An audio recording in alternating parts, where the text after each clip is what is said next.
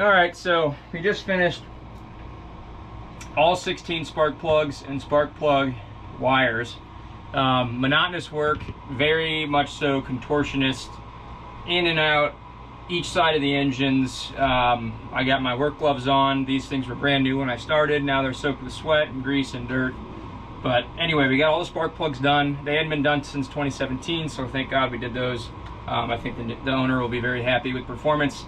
And last but not least, I mean, we did fuel filters, oil filters, inline fuel filters, water separators, changed the oil, serpentine belts, and the last thing was the water pump impellers. On these engines, you know, I hate to say it, but if they were spun to be a straight shaft boat, I'd be able to get to them a lot easier. But with the mufflers in the way, there's really no way for me to comfortably lean underneath or around either side of these engines to get that water pump impeller housing off. So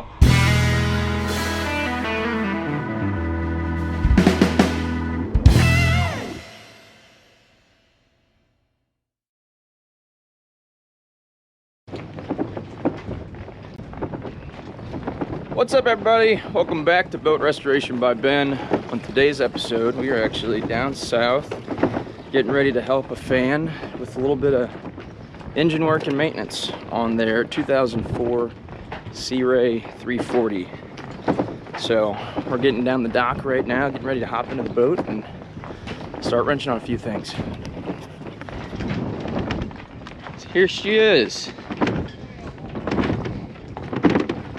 All right. Yeah, nice looking boat. 2003.5 Sea Ray 340 Sundancer. These are pretty common boats, especially for first time, we'll call it big boat buyers. It's a V-drive system. I think this boat's got a couple 496 Mercruisers in it. V-drive, so it's actually got propeller shafts underneath the boat instead of stern drives, which is a big step for this boat. And it looks pretty clean, so we're gonna pull covers off, get down below, and today we're doing oil filters, fuel filters, water pump impellers, spark plug wires, and then an oil change on the boat. So fairly easy maintenance, but good stuff to know how to do. And again, I'm sure many of you have a Sea Ray similar to this boat, so it'll apply to you in a lot of your maintenance applications. Here we go. All right, we got power switches. Everything looks super clean. Here we go. Main battery solenoids up here. So we'll go, oh boy, I want like house batteries, but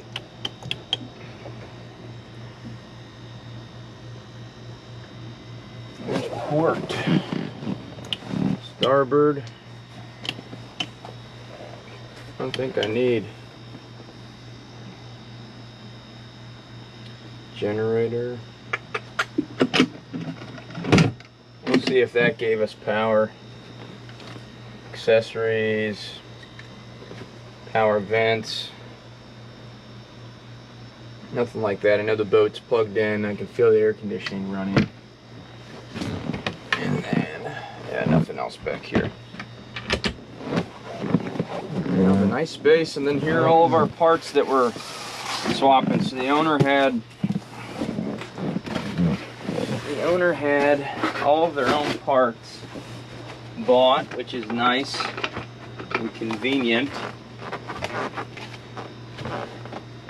So let's get up out of the cabin and we'll go into the engine room and get everything set up. So we'll open the hatch and then I'll show you guys specifically on these 496s what we're going to dive into first. The more we get, the better, maybe.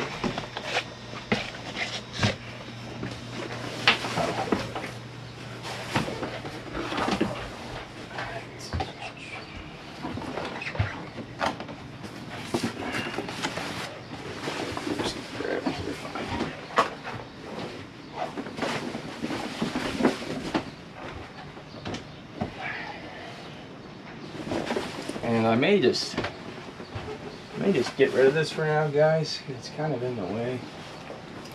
Let's see here.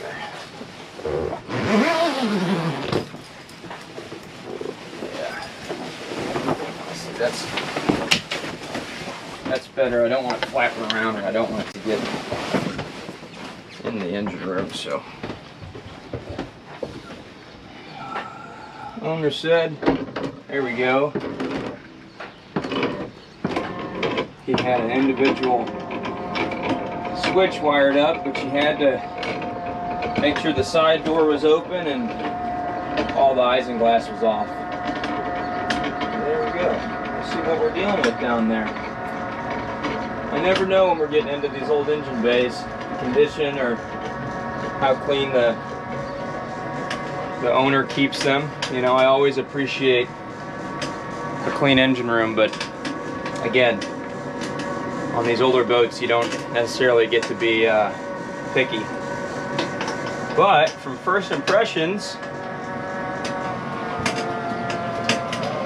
there we go.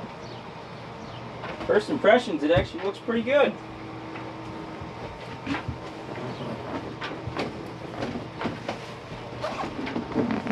Let's see. Yeah, the bilge looks pretty clean. The bilge coat. I mean, everything down below back there is clean. A little bit of oil residue, which is normal. We've got a rock just hanging out there in the corner. Not sure what that's for. And of course, yeah, like I said, here we've got V drive, so the engines are actually positioned backwards here.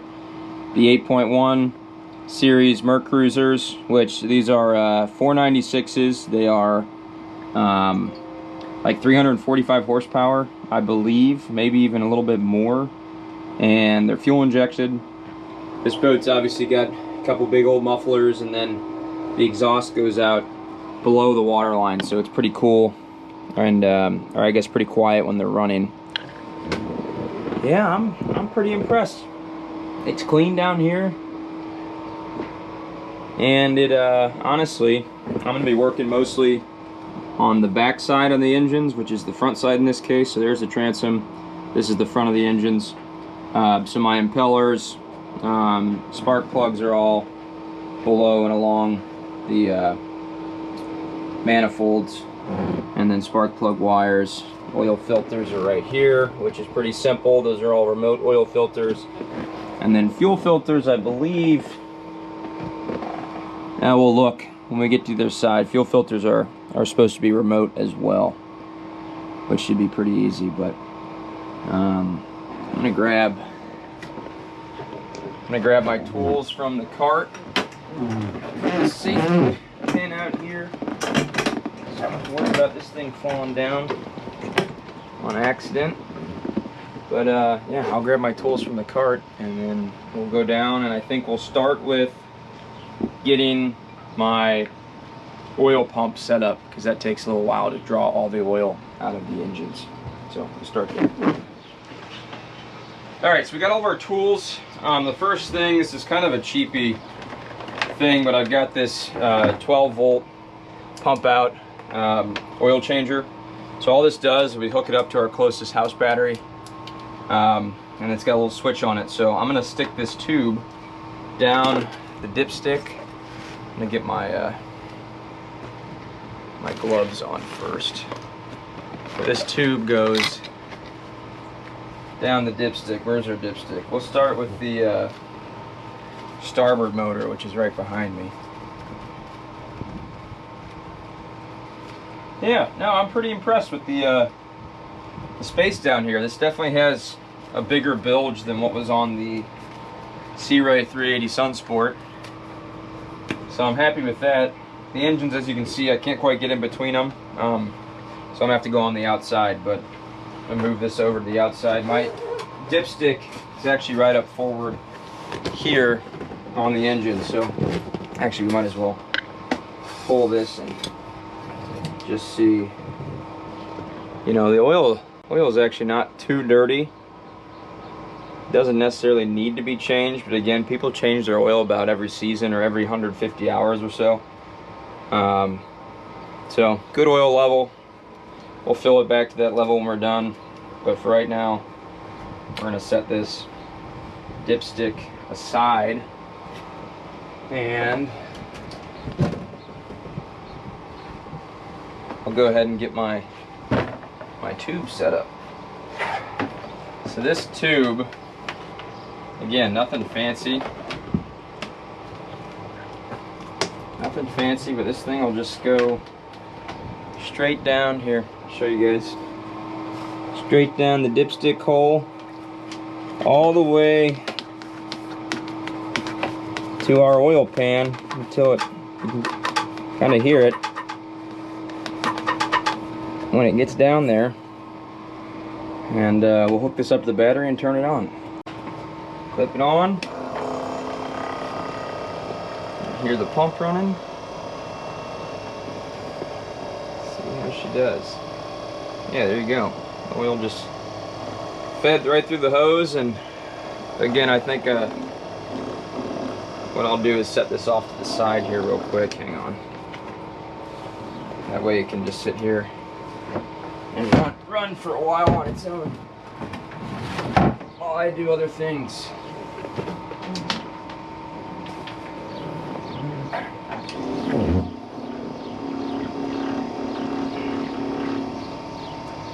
There we go.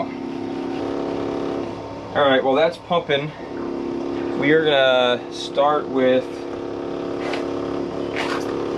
let's see. You know, real quick, these 8.1s, they're Horizons, so they are closed loop cooled, so they're running antifreeze. So the engine block, which I love to see. Here's our heat exchanger, so raw water is going to that heat exchanger and then cooling the engine block with antifreeze. But these are great. They are a closed loop cooled engine. You see them in a lot of these bigger boats, you know, that cruise 25, 30 miles an hour. You also see them a lot in, you know, mid-range speedboats. So Formula put them in a lot of boats. It's a good semi-high performance big block engine. You know, not too fuel efficient, but it's a good economical, you know, horsepower engine. I don't even know if it says it on here. All it says is engine information, but firing order, displacement. Then you can see these engines are only running about 4,600 RPM wide open. So simple enough. We're gonna pull this cover off. That way I can access the top as needed. Also, just so I don't hurt this cover, because these covers are pretty iconic, especially when you see a lot of the old Mercruisers out there.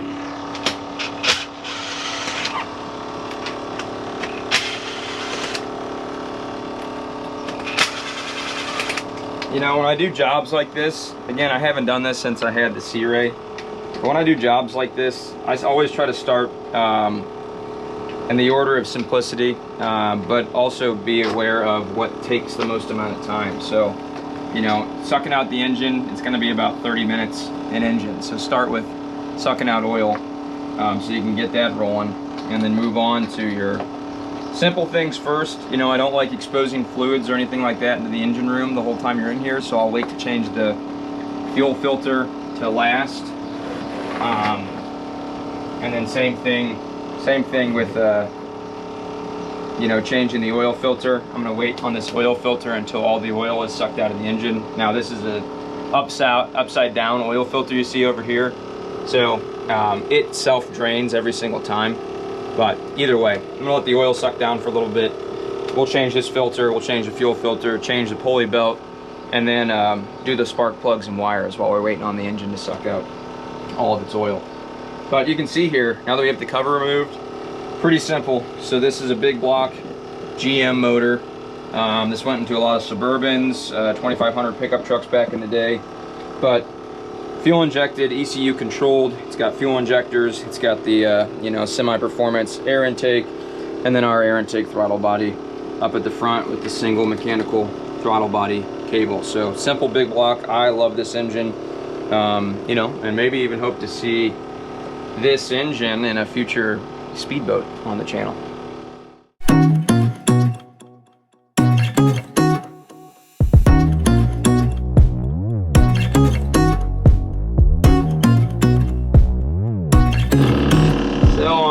nice. What's nice, Mercury, you know, slowly made it better for mechanics, but I actually can release belt tension. Am I tightening it? I'm tightening it right now. If I loosen it here, I can release belt tension on this pulley, which is our alternator, and now that's tightening it. Never mind. We'll go the other way. So this actually loosens the belt tension on our alternator, which is then going to allow us to actually change the tension. And see, now I got it pulled back a little bit more. I had to break this lock nut first, but now start cranking on that, loosen it up, and you see this belt keeps getting looser and looser. So there you go, it actually pops off, which is perfect, and gives me the ability to swing the alternator as much as I can. If I swing it a little bit more, and then yeah, pop that belt right off. So I'm gonna leave it there for a second so I can grab the new belt. Here's my new belt, Brando. Oh, this is a part number PK6PK2285. Pop that guy right back on where the existing belt is.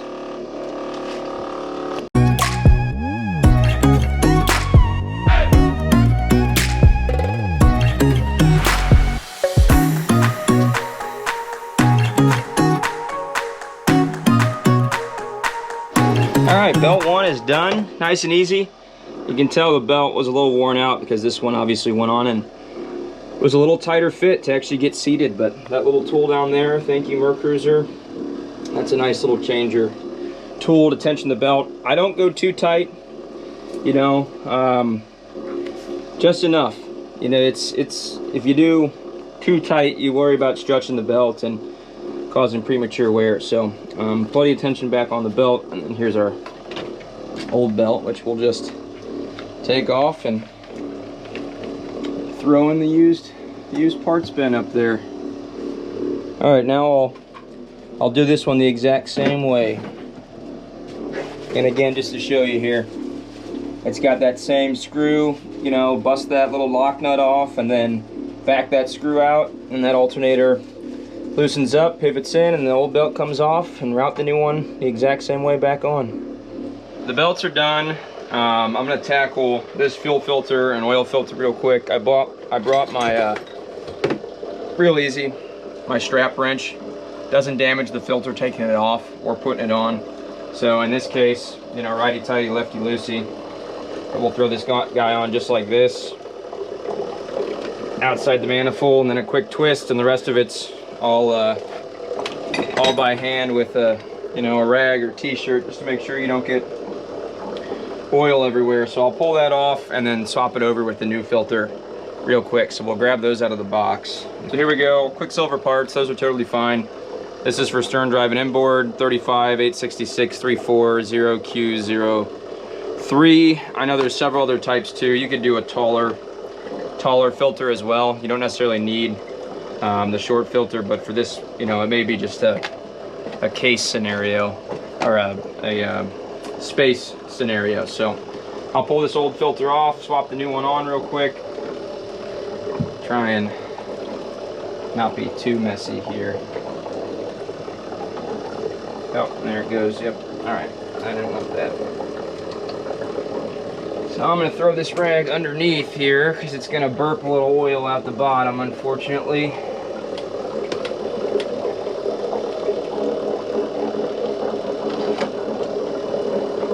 You just gotta be quick. Most of that oil is just gonna sit right there in that reservoir, and I'm gonna use that old box. Put this in here upside down, and then we're gonna get this, leave this sitting here for a second so it can't get anything else gross. And then take our new filter, slop that back on, nice and easy.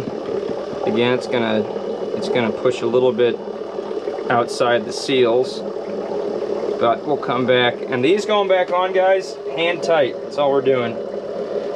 Get them hand tight, leave them be, wipe them off, clean up all the oil around them, that may have dripped or gotten into crevices. You know, leave the place as clean as you found it, if not cleaner. But it's inevitable. You're gonna drip a little oil whenever you do stuff like this, and it sounds like my oil pump is starting to aerate, which means we're getting to the bottom of the oil pan. I want to say these engines hold about 3 gallons of oil. We will look that up on our phones here before we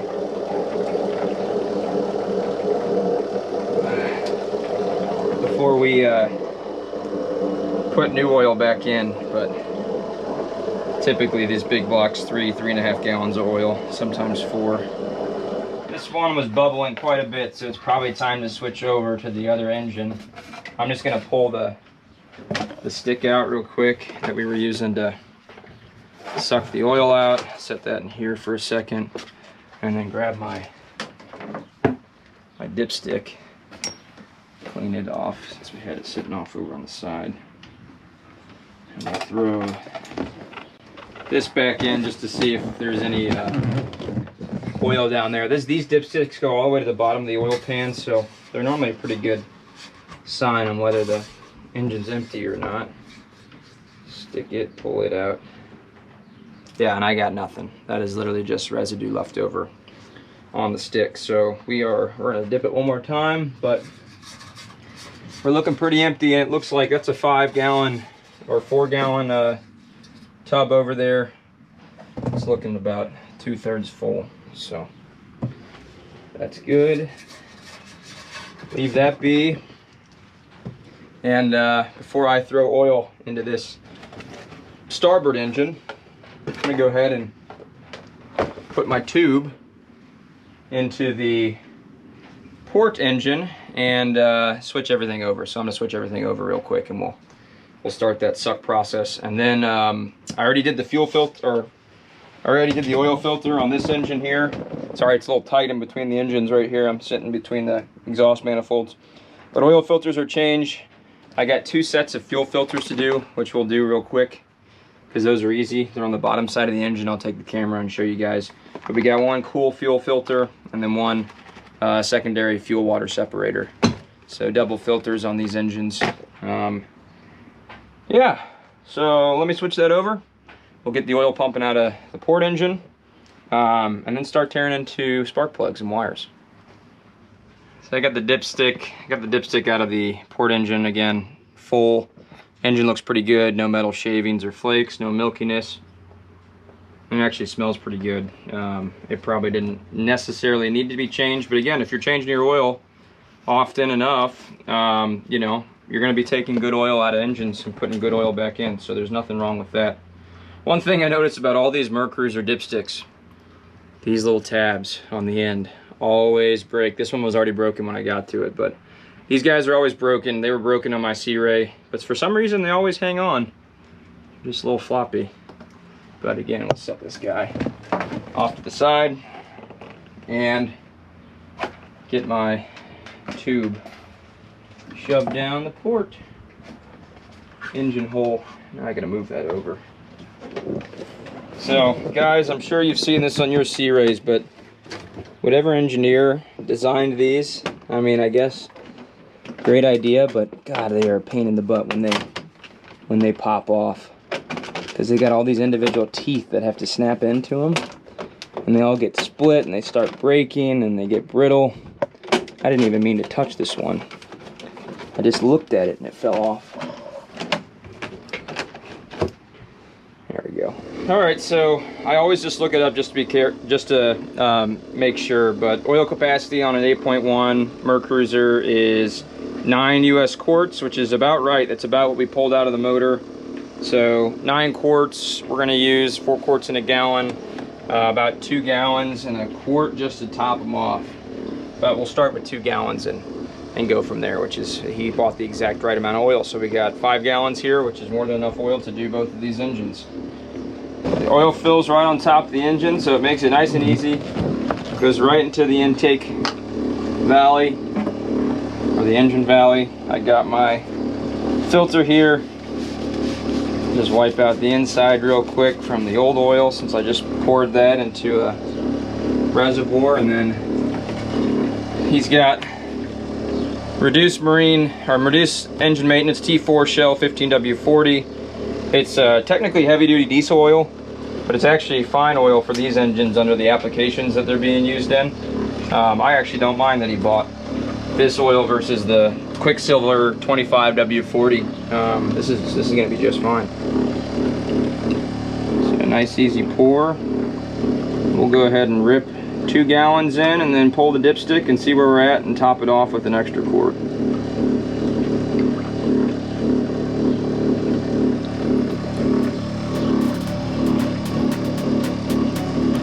I always love that, it's super satisfying. A nice laminar flow.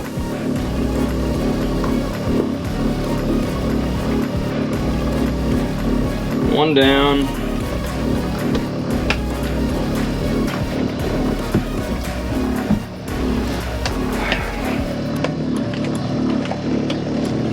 Next, just gotta mind your first shot, and then everything else goes in pretty easy.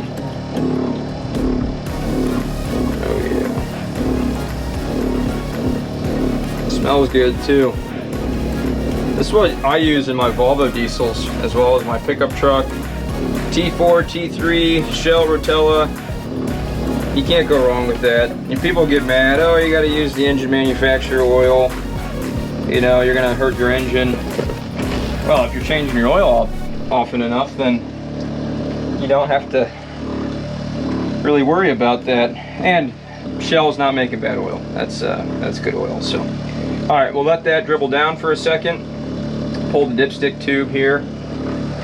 Keep having to rearrange all the stuff I got sitting out. Pull my dipstick tube, see where we're at.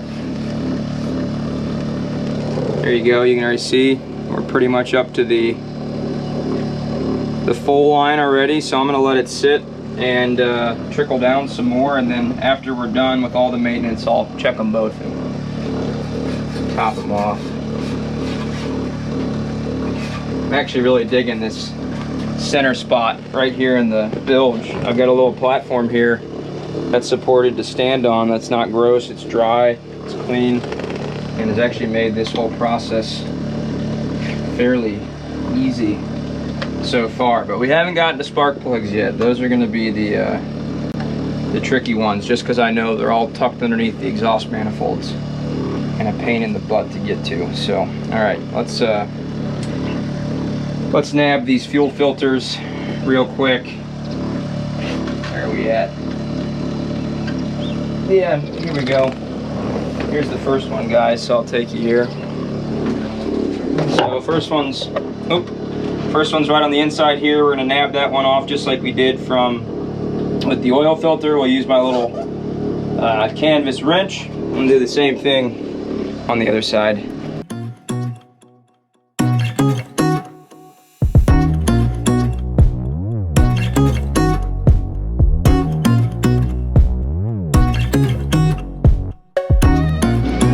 Alright, quick and easy, that one's on. I re-primed it already. But just so you guys can see, fuel filter Quicksilver 35802893Q01 is the part number. I'll put everything as links in the descriptions and linked on here as products, so you guys can see which one's which. You know, this is why guys pay guys to do this. Even if you're a mechanic or, you know, self-help garage mechanic, I mean, this is not fun. It's not easy to get down here in these spaces. So it's tight. This isn't the worst engine bay ever, but it's obviously not the best. The ideal would be engines out on rolling stands in your shop, but you know, that would not be very economical when it comes to working on boat engines. But yeah, I mean, this is why guys pay good money to have other guys work on their boats for them. because it's just part of the descriptions being a contortionist. The job description, I should say.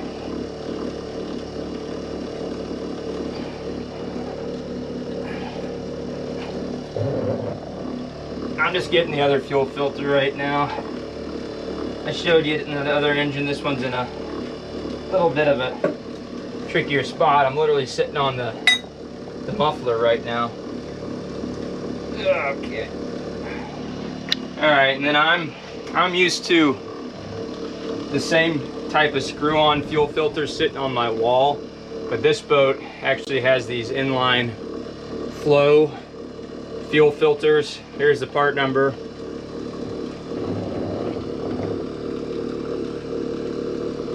But these are actually right down below. They're not too hard to reach. I'm gonna have to get some open-ended wrenches. But these are actually right down below here, right below the fuel filters, the screw-on fuel filters. So a couple wrenches and swap those filters out.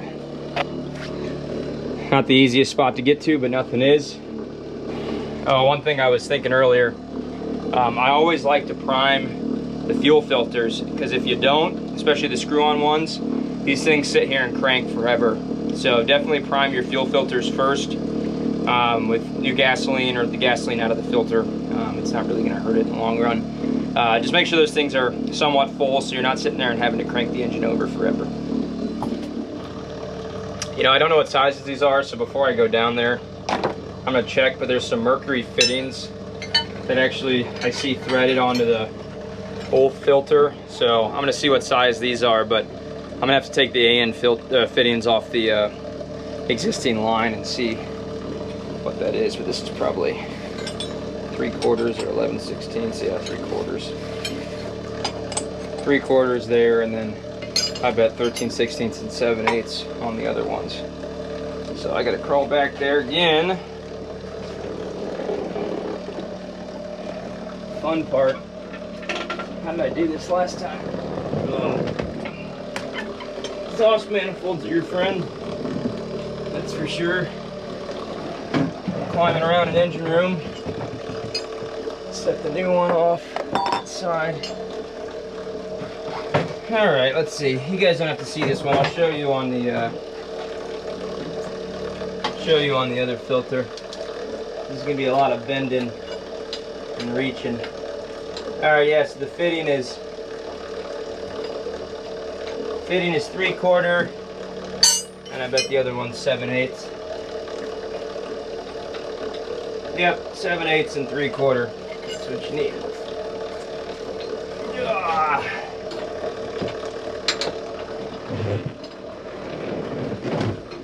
And thankfully they weren't freaking goobered on there insanely tight.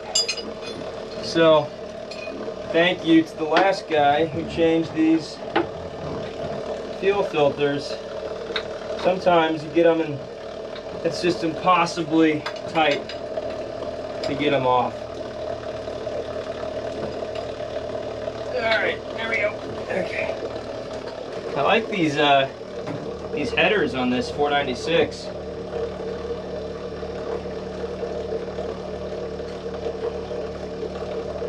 They're not the big cast iron ones, they're the kind of racy ones. Whoop. Okay.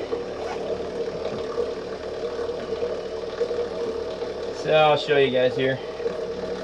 These are those AN fittings. Look, there's some good nasty stuff in the bilge.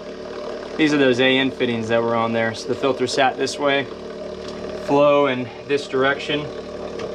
And I need some more rags, but anyway. I'll pull these two fittings off and put them on the new filter.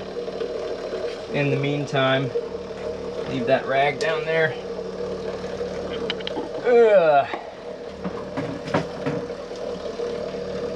Flow, keep everything the same direction. And I need my open-ended wrench, guys. Oh, is this rag? Perfect.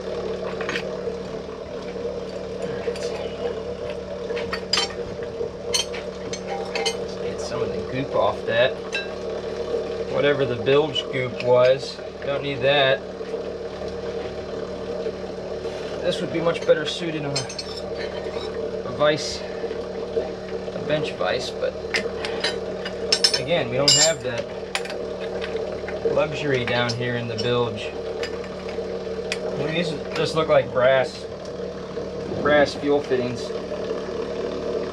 Got a bunch of Tef gel on the end of them, so I'll replace with a little Tef gel. They probably have plenty on them already. Yeah, I'll do a little dollop of Tef gel tape.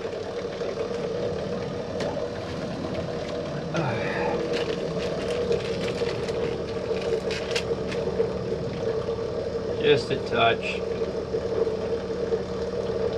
These fittings are self-sealing as is, so I don't really feel the need to really have these taped, but you know what? Anything's worth doing, it's worth doing right. So we'll do it right.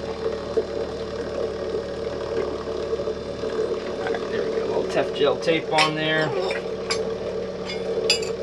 These new fittings tightened down, not too tight.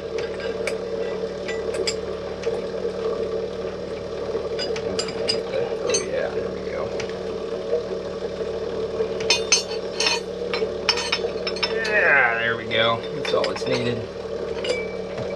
Okay, one side down. Now we'll do the other side. New one's in. See it down there, nice and shiny. A little hard to get to, but all set. Right back through its little D-ring, Tef gel, in the correct flow direction. So now we'll go do this one, which will be much easier to get to. I love boats with twin engines because they're fun to maneuver and fun to drive, but the only bad part of boats with twin engines is you do everything twice. And it can get quite redundant because if you battle with the one side for an hour, the other side takes you 15 minutes. It just, no matter what, it's always an uphill battle. And you can see I'm just absolutely drenched right now down here. It's like 95 degrees and you know, we're in a bilge, but hey, in the pursuit of helping others with their boats, as pursuing. Engine number 2 sounded pretty dry. The oil was bubbling, so I just pulled the suction tube out and I'm gonna stick the dipstick in and give her a quick check. See how we're looking. Oh. Wipe the dipstick tube off since I set it off to the side.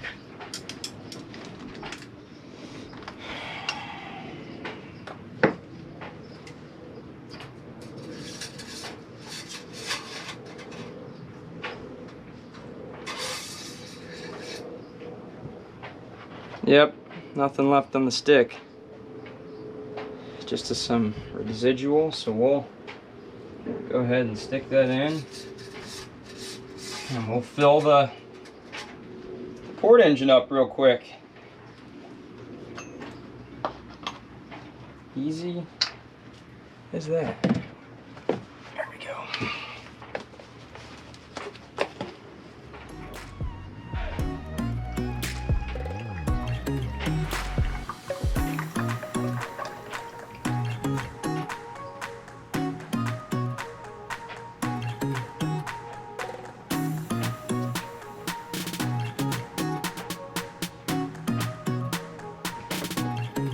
Hear it all run into the bottom of the oil field.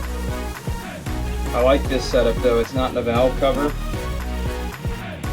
so the oil fill just runs straight into the engine valley below the air intake, because the air intake's just mounted to the cylinder heads. Straight to the bottom, so there's one, there's two. Like I said on the other one, we'll top off at the end after everything's settled out.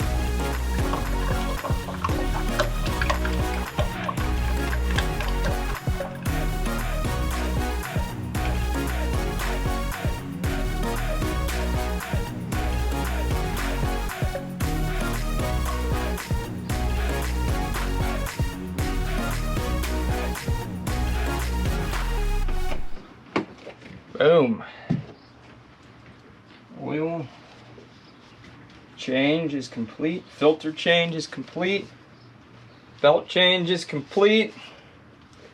Now, spark plugs and the ever fun water pump impellers.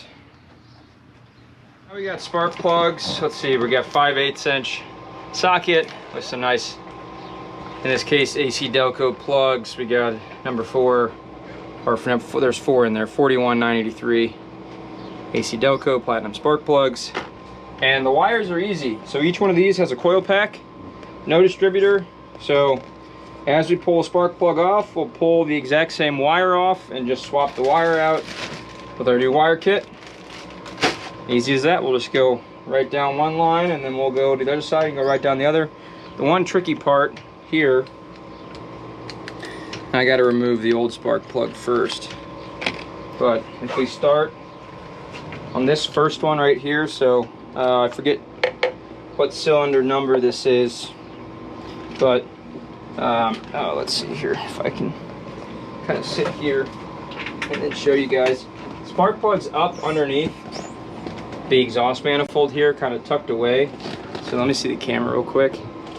If we get down there, so I'm just tracing this wire down, and then right underneath the exhaust manifold there, you can see we got our spark plugs access all the way down the line. So like I said, it's not the worst thing in the world to get to, but it is reaching underneath with your wrench, popping each one, being gentle, try not to break it, pull that spark plug out, put the new one in, and then swap your wire.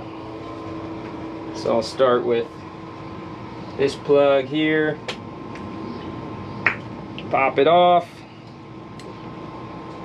I'll uncouple it in the meantime, maybe. Yeah, I'm gonna have to unclip all these.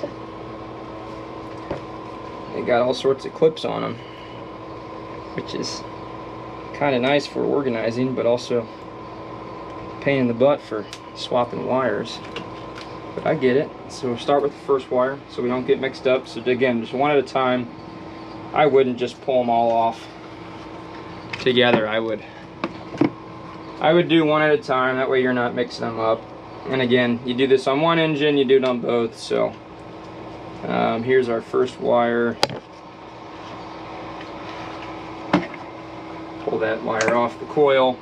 Again, these wires probably don't have to be replaced, but we're doing them anyway today because we got some new ones and that's what the owner has requested. So now that wire's free. Feel around, find my spark plug. Might throw a little bit of an extension on here, maybe, but I didn't need it for that one. Break it loose, and then hand screw your spark plug out, and this is where I'm gonna add the little extension so I can put this on here and screw it out with my hand. Work smarter, not harder, right? And again, you'll see I'm sitting down. No need to strain yourself too much. But yeah, you can see those plugs, pretty nasty. They definitely needed to be changed. He said to keep an eye out for the starboard engine right side bank, and he's right, they're pretty fouled up, so definitely needed to change them out. There you go, the magnet. Definitely needed to swap them out. You got a good shot of that? Old versus new. So these things should run much cleaner after this. And it looks like, yep, we're putting the exact same spark plugs in that are coming out. So put the old ones in the old sheaths, and we'll just go down the line putting in the new plugs. They're already gapped. I don't need to sit here and gap them. They typically thread in pretty easily. If it's not threading easy, don't force it. Just a nice easy thread in till they stop, and then grab your ratchet. All we're doing is you know, maybe a quarter turn so they're tight, not over tightening by any means, just snug. And then Step okay? Yeah, the step's fine. We have our new set of plug wires. I'm just going to look here real quick. There are some that are slightly different length. So, and look, they already got gel on them too inside. So they're pre-gelled, pre-dielectric greased. But I'll grab my old plug wire, match its length to one of these. These aren't all sitting at the same length, so let me get them all the same length. Or close enough, I should say. Nope, I dropped one. Dropped two. Too many plug wires. Alright, we got all the ends at the same length. Drape it down. Oh look, there is the same length plug wire. So we'll pull out the new one, and we'll do that 15 more times. Pop the top on, slide it in, twist it on, run it down the same path, plug it in to our spark plug. Make sure you hit the spark plug, not a nut or a bolt. I've seen guys do that before. They end up putting it on a bolt or nut that's down here because they can't see what they're doing. Just pop it in till you feel the pop of the wire seating, and then we can snap in our new wire to the holder. But I got to remove my secondary wire here, so I'll go ahead and, while I'm popping out popping in the new wire, I'll pop out the old wire on my second spark plug.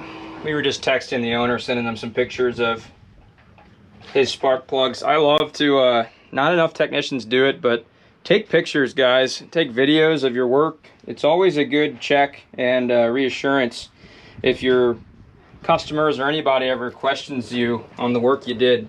Always take pictures and video. That way you have evidence and can say, hey, you know, this is exactly what I did. This is exactly what I found. This is how I worked in and amongst your boat. Not enough guys do that these days, and they end up in trouble. But anyway, we were texting the owner because he wanted some pictures of his old spark plugs, and you know, he just mentioned to us these haven't been changed since 2017. So definitely long overdue. That's 8 years.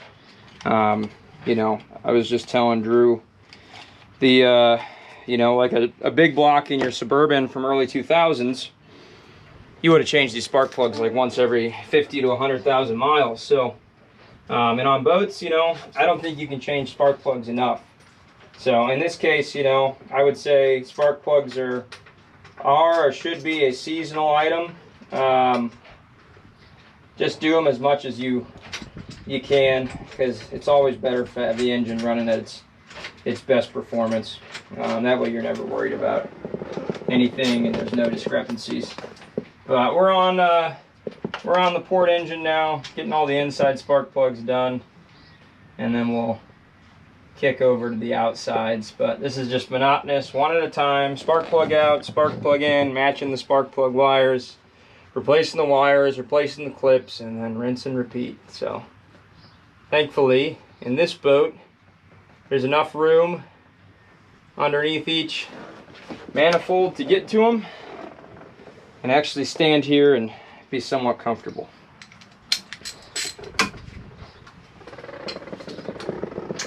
One hour later. Alright, so we just finished all 16 spark plugs and spark plug wires.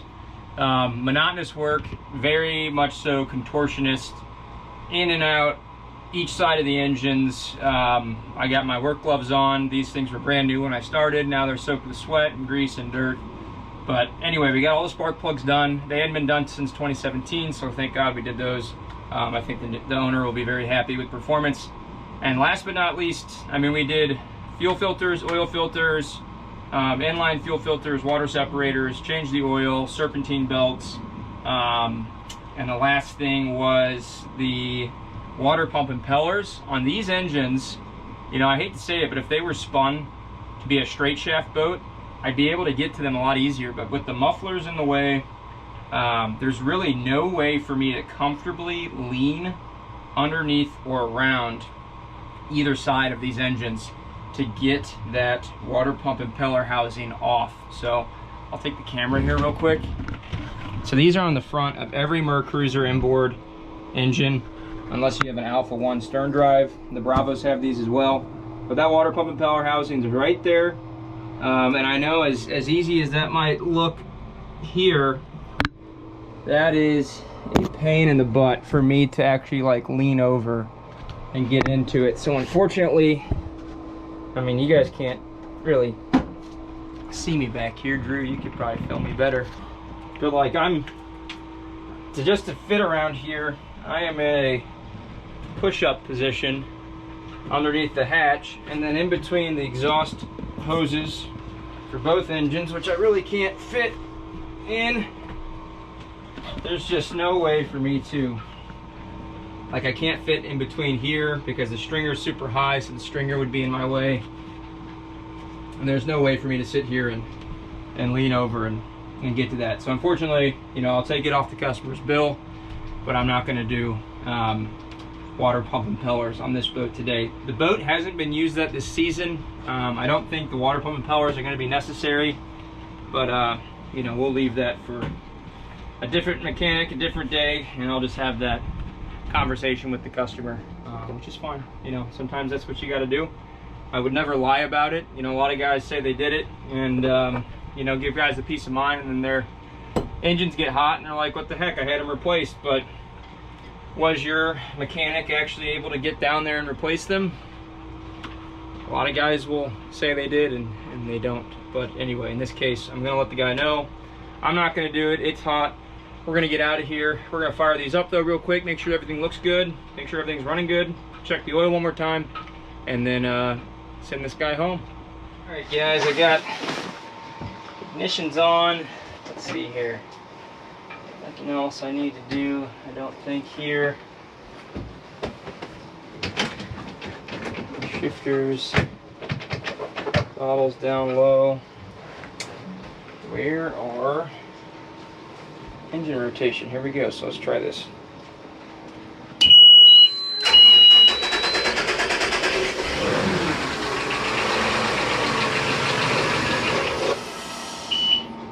So I just turned it on, guys, and so real quick, just point down to the engines. When you hear this, guys,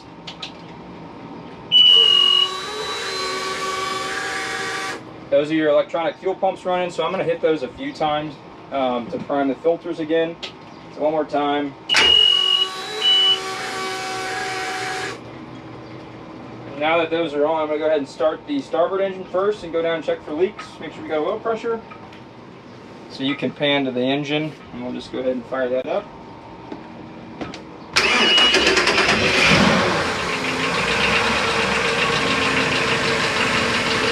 Oh,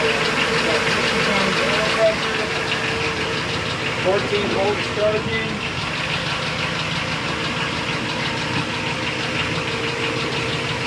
I'm just gonna pop down and look for leaks real quick, guys. So I'm gonna start starboard engine. So let's see. She's running smooth, idling smooth.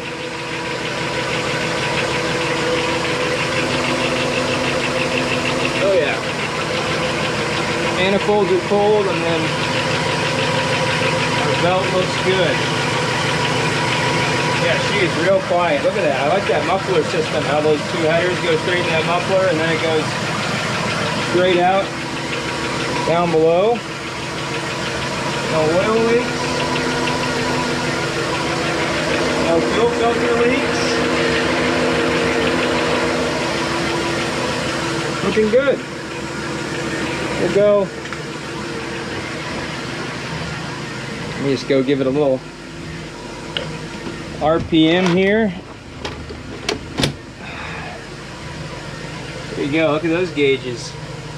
Speedometer goes up to 70. I'm not sure why. This thing doesn't go 70.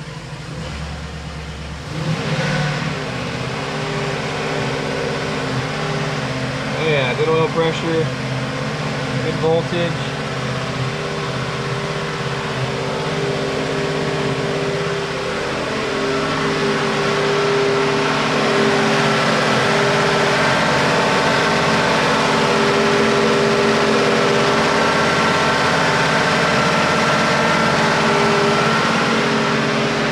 Very happy. Very happy.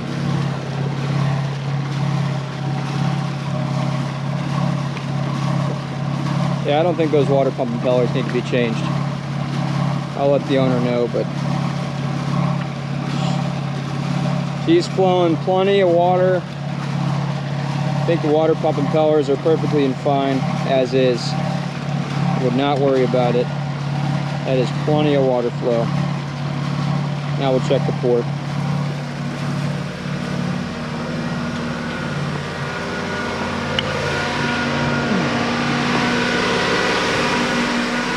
We'll bring her down. Act idle. Good oil pressure still. Shut her off. I like that. Alright, let's go ahead and do the port engine here.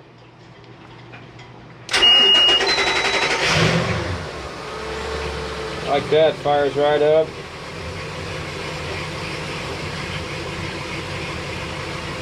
I got no gauge data.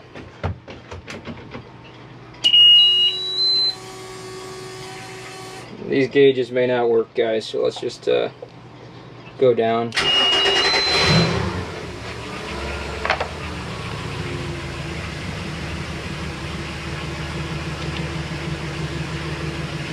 Oh man, we got an old Mercury system page here. Oh, there we go. Engine temp, engine RPM.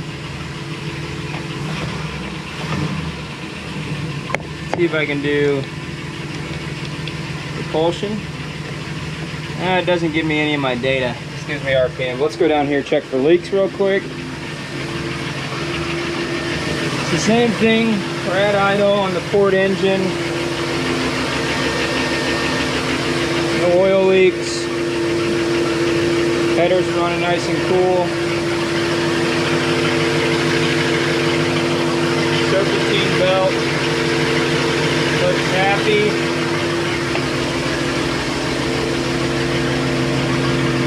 No blatant fuel leaks. She's running smooth. Let's ramp her up to 2,000 RPM. I'm gonna go check water flow.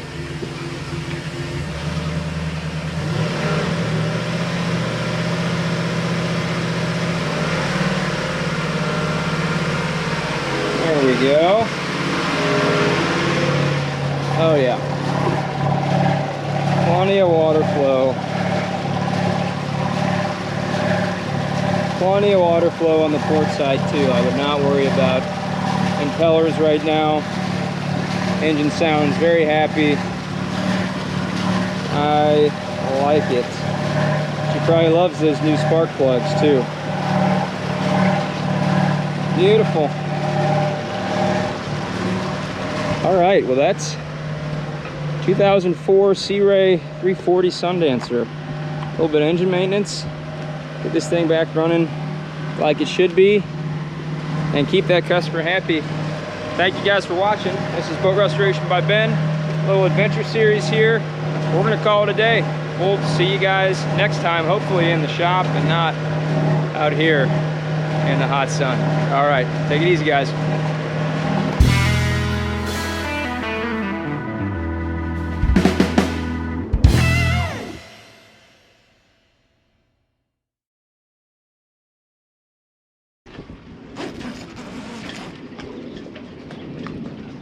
Gotta put everything back just like you found it. Can't tell you how many guys don't even do that.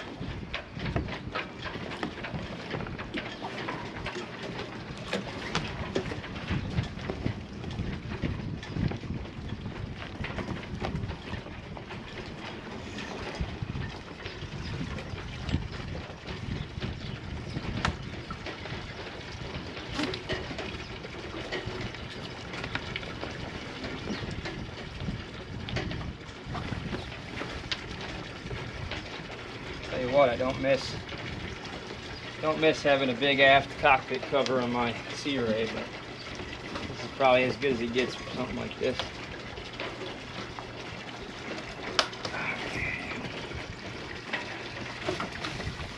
I know. I'll even take a little bit of his trash with this.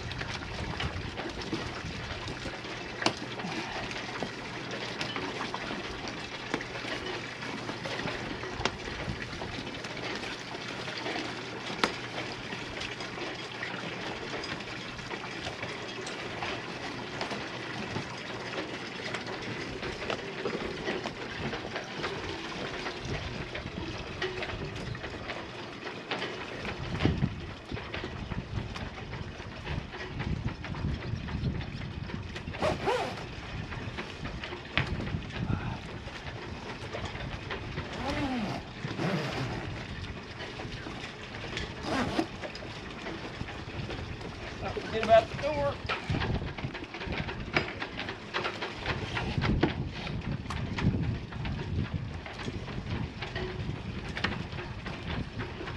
All right, closed up, all done. Take a picture, go home.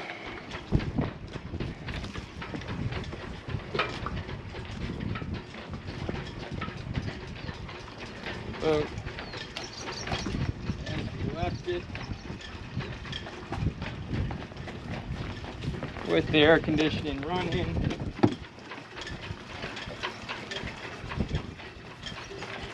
And it's time to go have a beer. We'll see you guys next time.